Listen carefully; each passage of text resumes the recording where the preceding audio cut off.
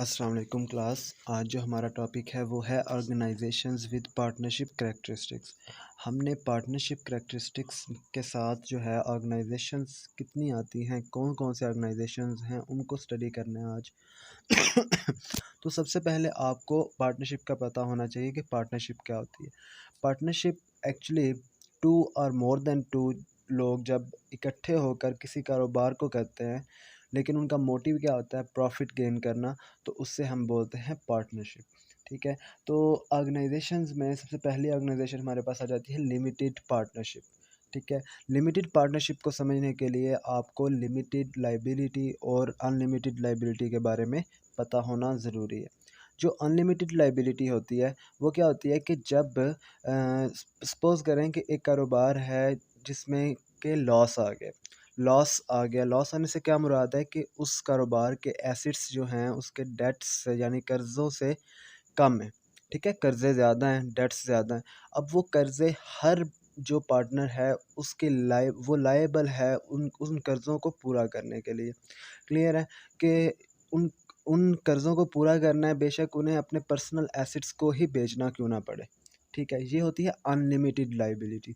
ठीक है, लेकिन जो पार्टनर्स हैं वो इस चीज़ से डरते हैं कि हमारे पास रिस्क ज़्यादा होगा, हमें डेट्स को पूरा करना पड़ेगा, तो फिर ऐसी सूरत में लिमिटेड लायबिलिटी की शक्ल सामने आती है। लिमिटेड लायबिलिटी में क्या होता है कि जब डेट्स ज़्यादा हो जाते हैं एसेट्स से यानी कर्ज़े पूरे करने, तो फिर सारे पार्टनर्स जो हैं वो पूरे कर्ज़े नहीं करते।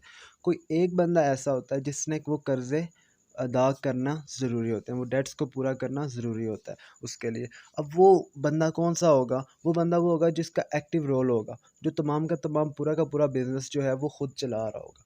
ठीक है? तो लिमिटेड लायबिलिटी को ही हम लिमिटेड पार्टनरशिप में स्टडी करते हैं। ठीक है।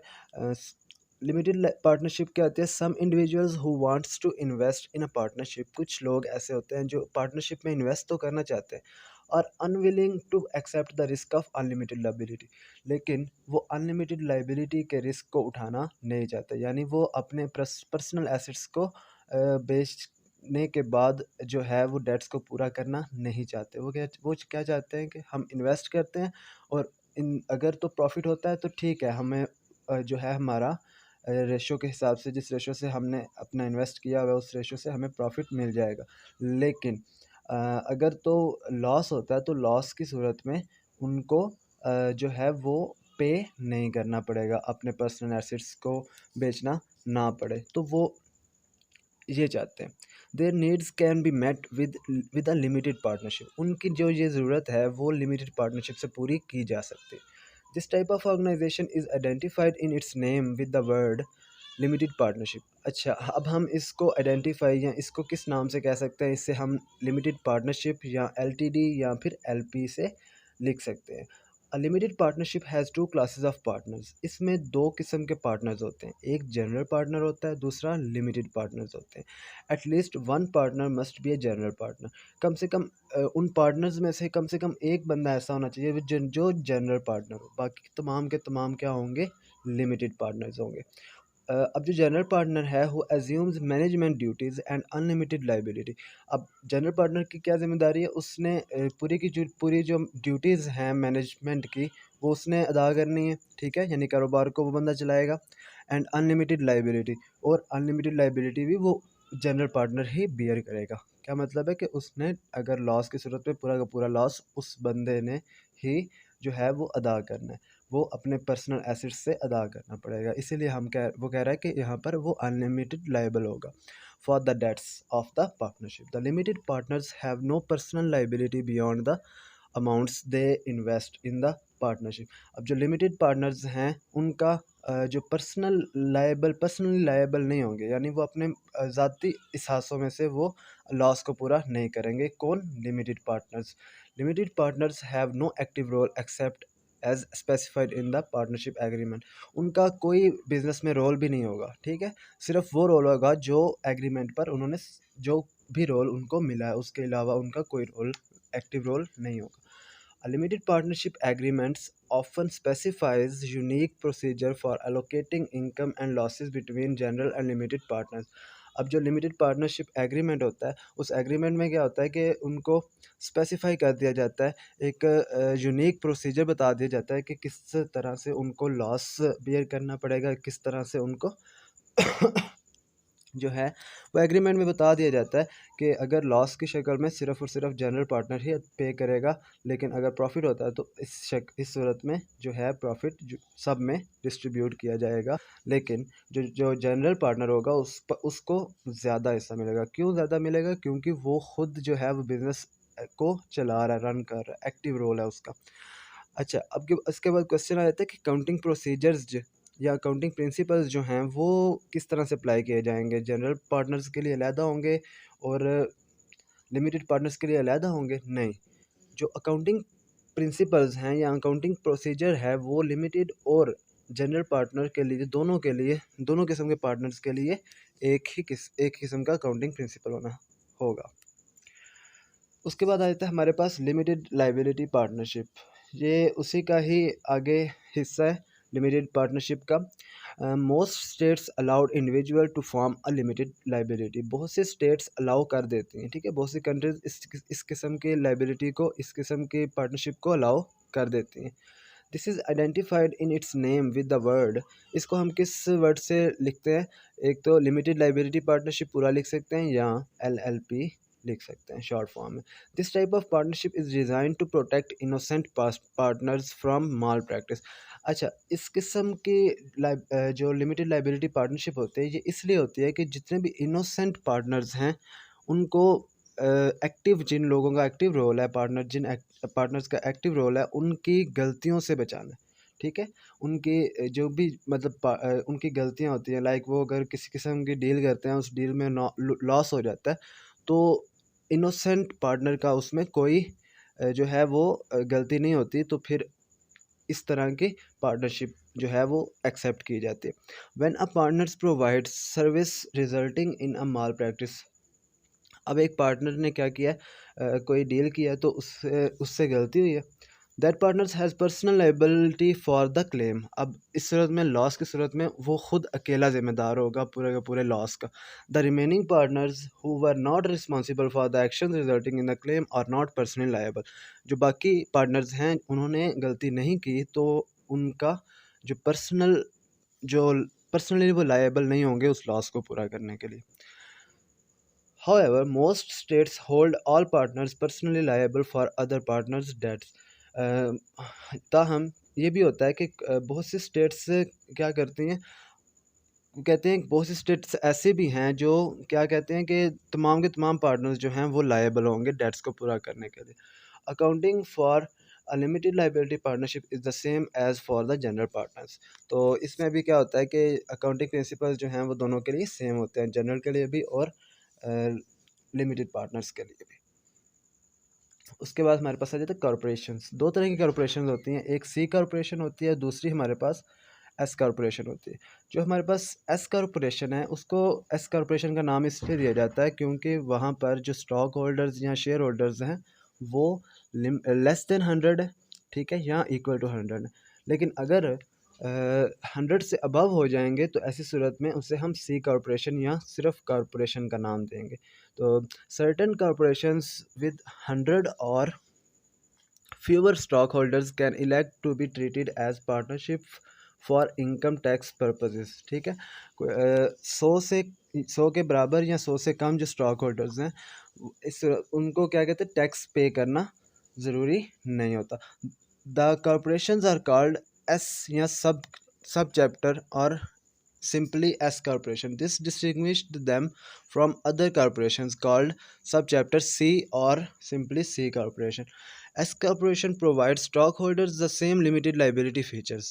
ठीक है, एस कॉरपोरेशन को भी सेम लिमिटेड लाइबिलिटी फीचर्स, मतलब उसकी तमाम जो हमने लिमिटेड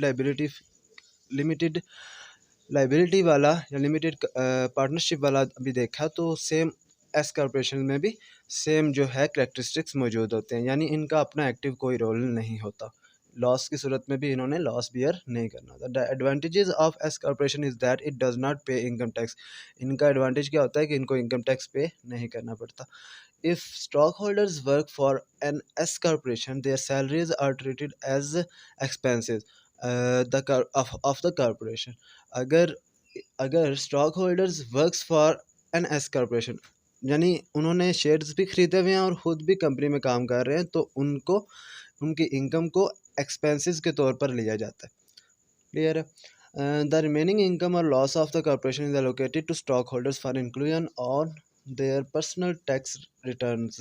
तो उसके बाद जो प्रॉफिट या लॉस होता है तो फिर उस प्रॉफिट का उनको हिस्सा मिल जाता है। अगर लॉस की सूरत में क्या होता है कि वो सिर्फ जो जनरल, मतलब जो बंदा कॉर्पोरेशन को चला रहा है, जो कंपनी को चला रहा है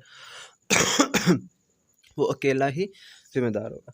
इसमें सिंपल एक बात याद रखनी है कि अगर तो 100 से कम या 100 के बराबर स्टॉक होल्डर्स या शेयर होल्डर्स मौजूद हैं तो इसी ऐसी सूरत में हम उसको पार्टनरशिप का नाम देंगे।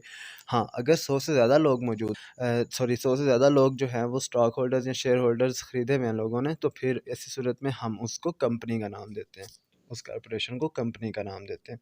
तो दो तरह की कॉर्पोरेशन होते हैं हमारे पास, एक होती है एस कॉर्पोरेशन और दूसरी है हमारे पास सी कॉर्पोरेशन। अच्छा जी, उसके बाद आता है हमारे पास limited liability companies. Limited liability company को हम एलएलसी या एलसी से डिनोट करते हैं, ठीक है। इसमें दोनों ही चीज़ें मौजूद होती हैं, एक कॉर्पोरेशन की भी और दूसरी जो है लिमिटेड लाइबिलिटी पार्टनरशिप, दोनों की करैक्टरिस्टिक्स मौजूद होती हैं। क्लियर? मतलब कि आपने लिमिटेड लाइबिलिटी जो पार्टनरशिप है उसको भी इसमें बताना है, ठीक है। यानी जितने भी शेयर होल्डर्स होंगे, जितने भी स्टॉक होल्डर्स होंगे, उनका अपना कोई एक्टिव रोल नहीं होगा। और लेकिन जो है आपके पास कॉर्पोरेशंस जो हैं उसमें भी अगर 100 से ज़्यादा लोग होते हैं तो एक्टिव रोल नहीं होता उनका भी, दोनों मतलब तकरीबन सेम ही है, ठीक है। लेकिन इसमें और उसमें क्या फ़र्क है कि इनको जो कंपनी की सूरत में इनको टैक्स अदा करना पड़ता है। इसमें टैक्स जो है वो गवर्नमेंट को पे करना ज़रूरी होता है। अच्छा जी, उसके बाद हमारे पास आ जाता है कि बिज़नेस फॉर्म कौन सी है, ठीक है। अब इस टेबल में हमें नज़र आ रही है इन द रो, हमने सोल प्रोप्राइटरशिप लिखा हुआ है, उसके बाद पार्टनरशिप लिखा हुआ है, LLP, LLC, S corporation, corporation.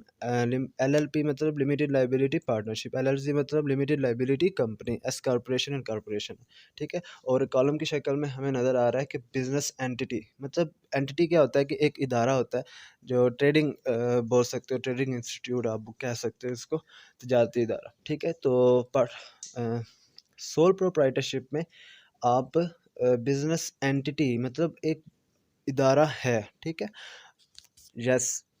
और पार्टनरशिप में भी यस इदारा है, एलएलपी में भी जी बिल्कुल है, यस आ जाएगा। मतलब के तमाम में आप एंटिटी मतलब एक नाम, एक बिज़नेस स्टार्ट लाजिम कर रहे हो।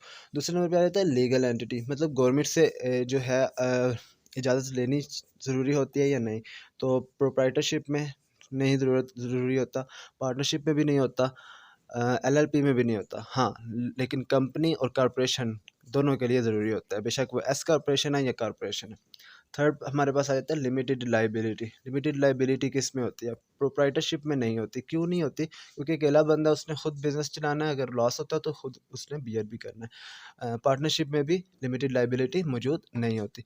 लिमिटेड लाइबिलिटी पार्टनरशिप मतलब एक सूरत दी जाती है कि अगर लिमिटेड लाइबिलिटी मौजूद हो तो फिर उसमें दोनों सूरतें हो सकती हैं लिमिटेड, ठीक है। इसलिए उसने बोला कि अगर एग्रीमेंट में लिखा हुआ है कि लिमिटेड लाइबिलिटी है तो ठीक है, ठीक है, तो फिर क्या होगा? नो होगा, ठीक है, लिमिटेड लाइबिलिटी। अगर तो एग्रीमेंट में लिखा हुआ है कि नहीं, क्या मतलब है कि एग्रीमेंट में अगर वो पूरी की पूरी चीज़ जी लिमिटेड लाइबिलिटी हो भी सकती है और नहीं भी हो सकती एलएलपी में, ठीक है, इसीलिए यहाँ पर वर्ड लिमिटेड लिखा हुआ है। एलएलसी, एस कॉर्पोरेशन में लिमिटेड लाइबिलिटी मौजूद नहीं होती। उसके बाद बिजनेस टैक्स अदा करना पड़ता है, प्रोप्राइटरशिप को नहीं अदा करना पड़ता, पार्टनर को भी नहीं, एलएलपी, एलएलसी किसी को भी टैक्स पे नहीं करना पड़ता सिवाय किसके? कॉर्पोरेशन के, ठीक है। उसके बाद हमारे पास आ जाता है वन ओनर अलाउड, कि सिंगल ओनर किस किस में अलाउ होता है? वो प्रोप्राइटरशिप में बिल्कुल अकेला बंदा है, सोल प्रोप्राइटर है, तो फिर उसको अलाउ होगा। पार्टनरशिप में नहीं होता क्योंकि एक से ज़्यादा लोग हैं। एलएलपी में भी नहीं होता, सिंगल ओनर नहीं आप कह सकते। हाँ, लेकिन एलएलसी कंपनी जो है उसको भी आप कह सकते हो कि उसमें सिंगल ओनर होता है, एस कॉर्पोरेशन में भी और कॉर्पोरेशन में भी। अच्छा, उसके बाद हमारे पास आ जाता है ये क्विक चेक। ठीक है, इसमें आप लोगों ने क्या करना है, 2 क्वेश्चन जो हैं वो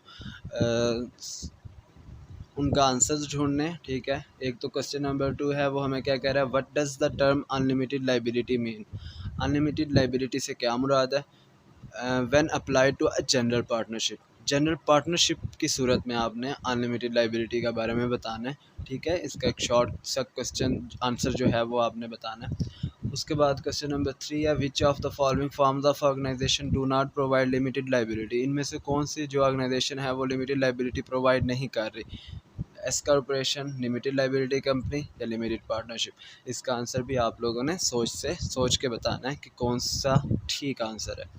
ठीक है, मतलब कि आपने दूसरा और तीसरा दोनों का आंसर्स जो हैं वो खुद से बताने हैं। उम्मीद करता हूँ कि आपको क्लियर हो चुका होगा। अगर किसी को किसी किस्म का कोई भी प्रॉब्लम हो वो मुझसे पूछ सकता है। ओके जी, अल्लाह हाफिज़।